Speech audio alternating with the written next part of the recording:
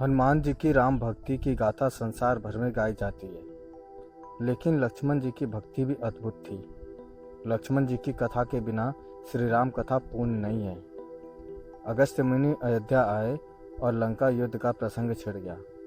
भगवान श्री राम ने बताया कि उन्होंने कैसे रावण और कुंभकर्ण जैसे प्रचंड वीरों का वध किया, और लक्ष्मण ने भी इंद्रजीत और अतिकाय जैसे शक्तिशाली असुरों को मारा।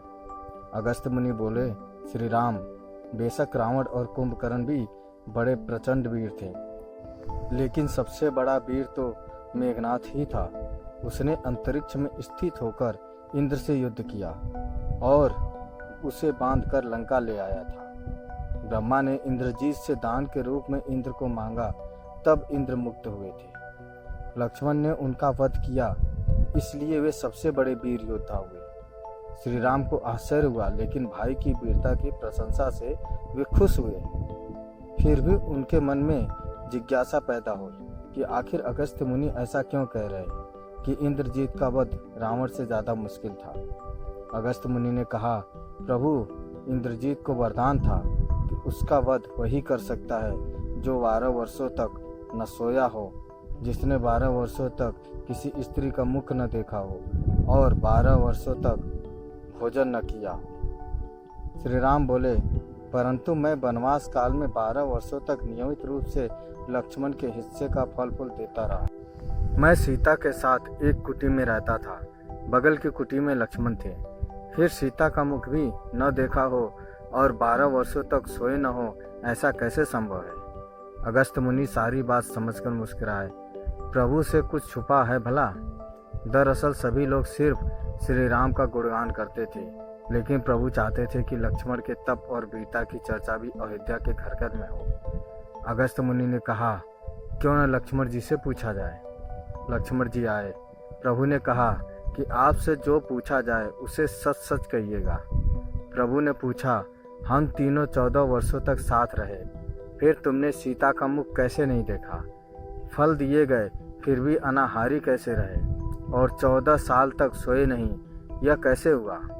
लक्ष्मण ने बताया, भैया, जब हम भाभी को तलाशने ऋषमुख पर्वत पर गए तो सुग्रीव ने हमें उनके आभूषण दिखाकर पहचानने को कहा। आपको स्मरण होगा कि मैं तो सिवाय उनके पैरों के नुपुर के कोई भी आभूषण नहीं पहचान पाया था, क्योंकि मैंने कभी उनके चरणों के ऊपर देखा ही नहीं था। 14 वर्ष नहीं सोने के बारे में सुनिए। आप और माता एक कुटिया में सोते थे। मैं रात भर बाहर धनुष और बाण चढ़ाकर पहरेदारी में खड़ा रहता था। निद्रा ने मेरी आंखों पर कब्जा करने की कोशिश की तो मैंने निद्रा को अपने बाणों से बेध दिया था। निद्रा ने हार कर स्वीकार किया कि वह 14 साल तक मुझे स्पर्श नहीं करेगी, लेकिन जब श्री राम का अयोध्या में राज्याभिषेक हो रहा होगा और मैं उनके पीछे सेवक की तरह छत्र लिए खड़ा रहूंगा, तब वह मुझे घेरेगी। आपको याद होगा कि राज्याभिषेक के समय मेरे हाथ से छत्र गिर गया था। अब मैं 14 साल तक अनाहारी कैसे रहा?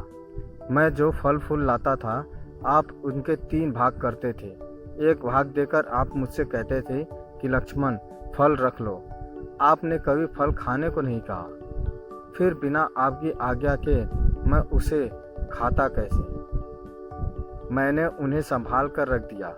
सभी फल उसी कुटिया में अभी भी रखे होंगे। प्रभु के आदेश पर लक्ष्मण जी चित्रकूट की कुटिया में से वे सारे फलों की टोकरी लेकर आए और दरबार में रख दिए। फलों की गिनती हुई तो 7 दिन के हिस्से के फल नहीं थे। प्रभु ने कहा, इसका अर्थ है कि तुमने 7 दिन तो आहार लिया था। लक्ष्मण जी ने 7 फल कम होने के कारण बताया कि उस 7 दिनों में फल आए ही नहीं। नंबर 1, जिस दिन हमें पिताजी के स्वर्गवासी होने की सूचना मिली, हम निराहारी रहे।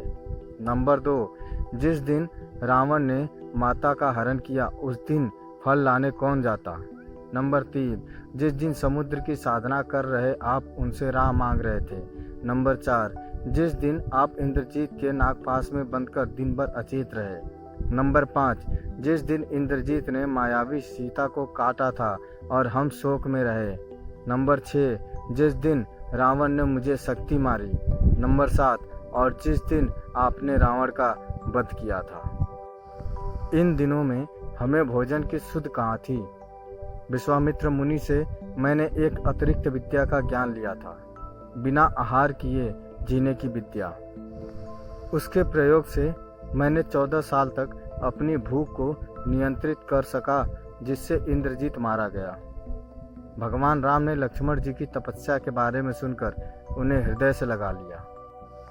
दोस्तों, लक्ष्मण जी के त्याग और तपस्या का ही परिणाम था कि उन्होंने मेघनाथ जैसे महाबली राक्षस का वध किया था। आपको लक्ष्मण जी की ये कहानी कैसी लगी, हमें कमेंट करके ज़रूर बताएं। अच्छी लगी तो शेयर करें, सब्सक्राइब करें और लाइक करें। धन्यवाद।